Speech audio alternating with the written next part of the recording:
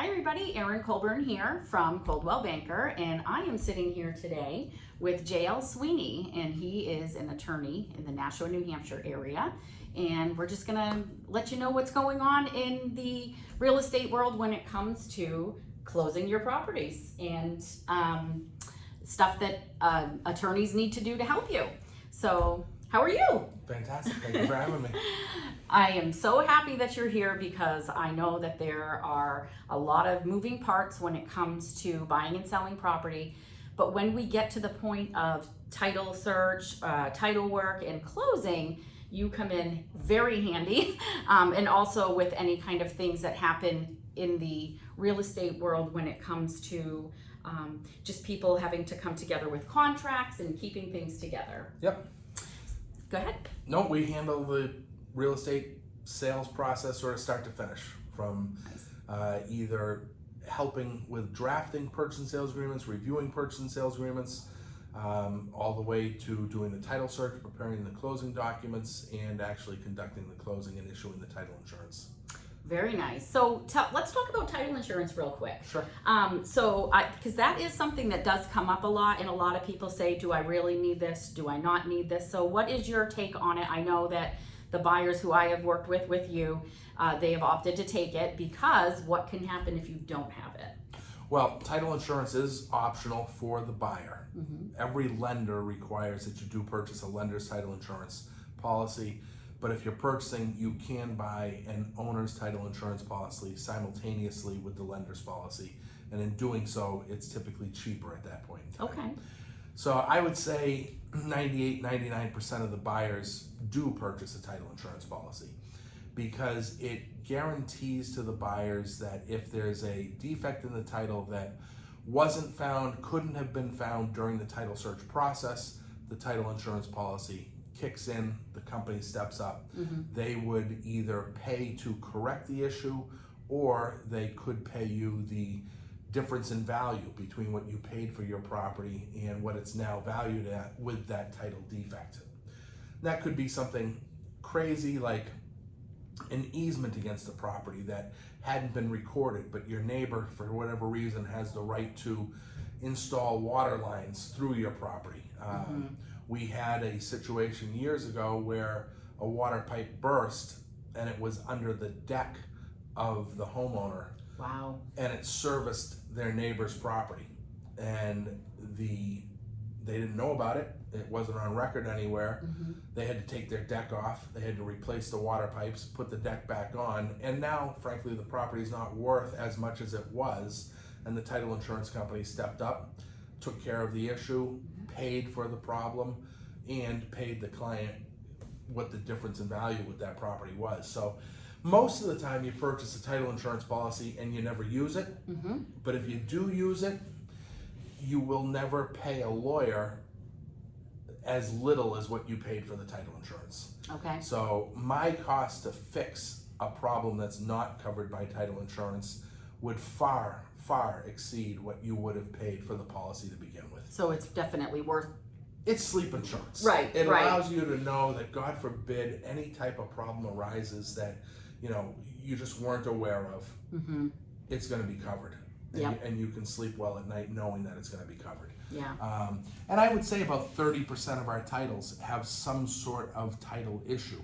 Not all of them are resolved by title insurance. Some of them we are able to resolve very quickly and painlessly. Mm-hmm. But the ones that do need the title insurance company to step in, they're very grateful that they have the title insurance. Definitely. I had a transaction several years ago where buyers, it turned out that there was something that had happened that wasn't recorded on their property when they bought it, but when they went to sell it, it came up. Mm-hmm. And they thankfully had title insurance, and that was an $8,000 thing that got taken care of. So they were very happy with that. Yeah, and title insurance is, like I said, it's relatively inexpensive when you buy it at closing. You pay for it one time. It covers you for as long as you own the property. Yeah, that's good. So I know that I have called you quite a few times and asking questions. So one of the things that I am starting to get questions about quite a bit are, unfortunately, when owners who purchased together but they were not married are now separating. They're splitting up. And so one of the questions I had for you recently was what happens because they're not married. However, they're both on the deed and it's rights of survivorship. So how, like, can you walk through the process of that? So just in case people are, that seems to be something that is coming up quite Sure. frankly, quite often. So it's not a problem if both of them want to sell. It becomes a problem when one decides that the relationship is no longer working, they're going to vacate the property, they no longer want to be tied to the property, and the other party does not want to sell for whatever reason. Okay. And unfortunately, you cannot simply force your partner or your ex-partner to sell. So if both parties are not willing to enter into an agreement to sell, you have no choice but to file what's called a petition to partition with one of the courts, all right, whatever court is in your local jurisdiction. And that petition essentially is a lawsuit that gets filed between the parties where you are telling the court, we bought this property together, our relationship is no longer viable, we are looking to separate, we have this asset, one of us wants to sell, one of us doesn't, and you're asking the court essentially to force that the property be sold. It's typically a last resort because once the court gets involved, there is likelihood that the parties are going to lose money. They're not going to get what they otherwise would have had they not had to do this petition. Both of them typically end up having a lawyer. The cost of this type of thing is relatively expensive. It could be $7 grand, 10 grand or more. It could last 6 months, 9 months, or a year. And if it gets really out of control and the parties can't come to an agreement, the court could assign a guardian ad litem or a third-party independent attorney to get involved, who would then be responsible for choosing the listing agent, determining the price, selling the property. And they're more than likely not going to be doing so looking out for the best interest of the two homeowners and maximizing the price. They're going to do so to get rid of the property as quickly and painlessly as possible. So it's in this terms, because I know like I've handled like people who are divorcing, but there's a divorce decree that has all this. So this is what we're touching on really is if you're not married. Right, and if you're married and getting a divorce, you're going to have a court order more than likely that's going to dictate what is going to happen to the property. Okay. Without that, this petition to partition, you could equate it to a divorce decree. Okay, so it's pretty much kind of, It is a court determining this is what is going to happen to your joint asset. So it takes it out of their hands, unfortunately, and that is not what most people want. Most people want control during the sale of their property. Correct. This takes the control out. But sometimes it's the last resort, and it's the only way that you can force a party to go ahead and sell if they're not being, if they're not working with you. Right. And so if the other party wants to buy out the other one, that's an option. But if they're not on the same page when it comes to that. So maybe one of them just doesn't have the ability to do it. That can happen. I filed a petition to partition this week, and in every one that I do file, I put language in there that we would like to have the opportunity for one party to purchase the other out of the property. Most of the time it's simply because there's a disagreement over the value. And so we need the court to get involved to at least instruct how we're going to come up with a value. And then the parties would start the negotiations as to a buyout. And a lot of times that is what happens. Most of the time, frankly, in my experience, one party ends up buying the other out versus having going to go through all that a process. whole sale. Yeah. Okay.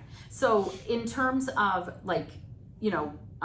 title issues, I know that you've been doing this. You had said 30 years. So 30 years congratulations. this year. That's incredible. So do you find that after pre-COVID, after COVID, Do you find the title process has become easier when it comes to, like, I know pre-COVID and then post-COVID, when it comes to like title work, people being able to sign and things like that. Do you see further advancement in like the closing process? Well, things have definitely changed. Not from the title work standpoint. Okay, title work is what it is. Yeah. Our state has a set of guidelines that dictate what you should do for title work in order to ensure that the buyer has marketable title. Marketable title. Yep. However, from the closing standpoint, things have definitely changed. So, not as much here in New Hampshire as in Massachusetts, but definitely in both, there is a greater likelihood that not all parties are going to attend the closing at the same time. Right. So for a lot of people that I represent as a seller, I will draft a deed and a power of attorney in advance. I'll have them sign the deed and give me power of attorney, and that will allow me to work with the buyer's title company or buyer's attorney to close when everybody's ready. Okay. And then my seller doesn't have to worry about going to closing. We just get the funds wired directly to them.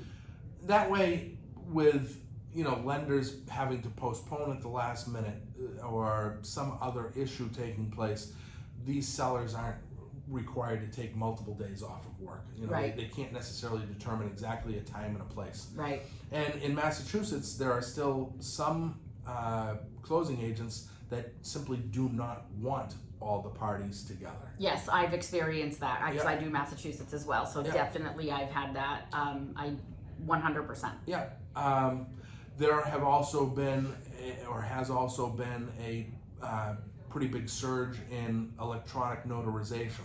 So we can electronically notarize documents that used to have to be wet signed in front of a notary. Okay. And so there are computer programs out that we implement that if you happen to be in Alabama, we can still get you to sign and notarize. Which is really good, right? That's beneficial for everybody. It's beneficial for everybody. It Yeah. makes things a lot easier.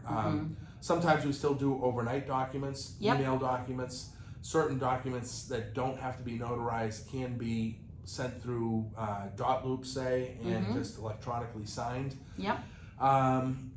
A lot of closings are on the road, so we do a lot where we're just traveling to the parties independently. Yep. We might go to a seller at 9 o'clock in the morning, meet the buyer somewhere else at 10:30 in the morning. And then it's done. And then it's done. Yeah. So it's really a matter of convenience for all parties, trying to figure out what the easiest solution is for the buyer and the seller. If it's easiest for everybody to get together at one place at one time, super. If it's not, then there are multiple things that can be done to accommodate everybody's schedules and their needs. Okay, yeah, that's good. Yeah. So in terms of like the attorney portion of it, because I know that you've helped me with Massachusetts purchases and stuff, so which I appreciate, obviously. It's my pleasure. I know, right? The more the better. So do you find that just kind of getting through like the New Hampshire process or the Massachusetts process, do you find one more difficult than the other, one that has like a few more steps than the other one might have, or anything like that? From the buy side, I think it's pretty much the same on both sides, whether you're in New Hampshire or Massachusetts. I don't think it makes much of a difference. On the seller side, in Massachusetts, everybody has their own attorney. Right. Whereas in New Hampshire, it is atypical that you would have your separate attorneys. Usually in New Hampshire, the closing attorney or the title company will take care of preparing the seller documents also. Right. Whereas in Massachusetts, the buyer's attorney, who also typically is going to be the closing attorney, does not want to and usually will not prepare the seller documents. Gotcha. So the seller is required, although not legally required, they typically have to have their own attorney to prepare their seller side documents. And that's where we come in to draft the deed, the power of attorney, and really just take everything off the seller's plate so that they can go about concentrating on moving, finding their new home, whatever it is they're going to do, and we take over the closing process. So Okay. I wouldn't say one is necessarily easier than the other, but they don't mirror image each other Right. as far as what's needed and necessary. Gotcha. Okay. And then when it comes to like probate, Yep. that's so I know that I have seen houses that have been listed and it says it's still in probate, or it hasn't it listed, and it's in probate, but it's not out of probate. Yep. So when something like that happens and you have somebody who has a house that they need to sell because of the probate thing, how long are you seeing like probates taking from the time? Actually, why don't we just walk through the probate? Yeah. So, We'll walk through the process. So probate is, the whole purpose of probate is to account for all assets that were in the name of the deceased when they passed away. Mm-hmm. Give creditors an opportunity to file claims against the estate to get paid for any outstanding bills that the Right. deceased owed, Mm-hmm. and then disperse the remainder at the end of probate. Okay. So probate is started by filing a petition for estate administration. When you file that, it's taking the court about 10 to 12 weeks before they issue what's called the letter of appointment.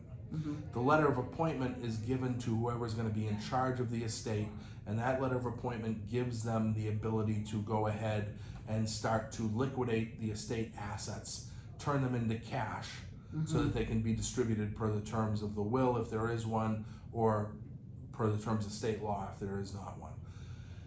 So once that letter of appointment is issued, technically that is what gives a person the right to act on behalf of the estate. They can sign a listing agreement, they can execute a deed, Mm-hmm. they can sell the property.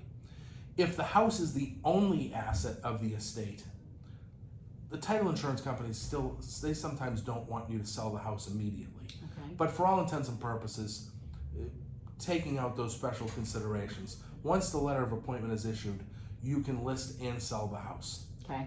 The sale proceeds would go into an estate account. They can't be distributed to the heirs. Mm-hmm. They sit in the estate account and they wait for the period of time with which creditors can file a claim. Okay. If a claim is made, those proceeds are used to pay the claim, and at the end of the process, then the monies would be distributed. And the whole process, start to finish, it's supposed to be 9 months. It's about a year-long process at this point, just Okay. because of the backup with the court system. So you have heirs who have, so like let's say their firstborn, I'll just say that, like there's a firstborn child, adult now, who their parent passed away. So if that person is the anticipated person that's going to take over that, can they list it right then and there, or they can't sign a document? Nobody has the authority Okay. to act on behalf of the estate until that letter of appointment is Gotcha. Okay. Yeah. All right. Gotcha. So, okay. Just wanted to make sure. I've yeah. seen scenarios where the family has gotten together and agreed to list a property contingent upon the letter of appointment being issued at a later date. Okay. That's not really legal. Okay. Okay, All because right. nobody has the legal authority to sign on behalf of the estate. Gotcha. So in They order have for to have that you certificate have of to have that appointment. certificate of appointment. Okay, Yeah. that's good to know. And Yeah. just to be able to, because I have seen things that have said, this process could take a while because Yeah. they're waiting on certain things. So And I get depending that. on what's going on in the estate, could determine whether or not the house could be sold right away, or there has to be a waiting period. Okay. And in order for a house to be sold during the estate process, you either have to have a license to sell issued from the court, or you have to have a deed signed by the person in charge of the estate and consented to by all of the heirs of the estate. Okay. So there's only 2 ways to sell a property while it's pending in probate. So how would somebody avoid that? How would somebody avoid going into probate? So there's no probate on properties that are held joint tenants. So if you and I owned a property together, Yeah. we could own it as joint tenants with rights to survivorship. And if I passed, that property skips probate, it becomes yours automatically. Mm-hmm. If it's owned by a limited liability company or a corporation, Mm-hmm. that does not go through probate. Okay. Most commonly, it's if it's owned by a trust. So in order to skip probate, people form primarily revocable trusts. Okay. They create this trust, they fund it with the assets that otherwise would be in their name individually. Mm-hmm. The trust is the owner. Okay. They individually are the trustees of the trust, so they're in charge of whatever's in that trust. Mm-hmm. They're also usually the beneficiaries of the trust while they're alive. So they can still use the assets the same way they would today while it's in their own name. However, when they pass, the trust is considered a living, breathing entity that is still in existence, Mm-hmm. and therefore I have passed, but I have no assets in my name alone. The assets are all still owned by the trust. They skip the probate process. They're immediately available to be dispersed. That's good, right? So Yeah, right. it's- Yeah. You know, I would say probably 90% of our estate planning now consists of people doing trusts rather than just simple wills. Okay, so you do estate planning. So A lot why of don't estate planning. okay, so why don't you so you're Sweeney and Sweeney in Nashua. Yep. So why don't you tell everybody a little bit about what you do before we wrap up? So, my firm is Sweeney and Sweeney. Mm-hmm. It was started in 1934 by my grandfather in Nashua. My father joined up with him. I joined up with my dad in 1994, and we do estate planning, all forms of real estate law, and primarily small business representation. So anybody starting a business or merging a business, buying a business. So we form a lot of corporations, a lot of limited liability companies.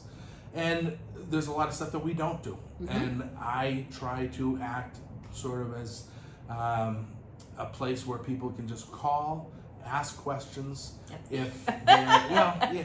And if it's something that we can't do, thankfully we've been around long enough to know most of the people in the Right, area who can right. help. Right. So we're definitely not the person to handle every job, Right. but usually we know somebody who can Who can. handle. And every you've job. done that for Yep. me before. So yes. Yeah, that's but if it's a fantastic. real estate related, thing, most real estate related issues we'll take care of. Most Okay. estate planning issues we'll work on. Okay. And as I said, small businesses, whether you're starting a new business, acquiring a business, we handle those types Wonderful. of situations as Well, well. good. Yep. Well, I would love to have you back. Anytime So, at like, all. if I My get pleasure. other questions that that come about, trying to just kind of cover the most recent things that are coming that I'm seeing, whether it is people that are unfortunately maybe divorcing or not wanting to stay together, or even like when we were just talking about probate and how to avoid it to make sure that everybody's family is all set, so they don't have to go through that process. It would So, be my pleasure Okay. anytime at all. all right. Well, I appreciate you coming today. No, thank All you. right. Have a great day. You too.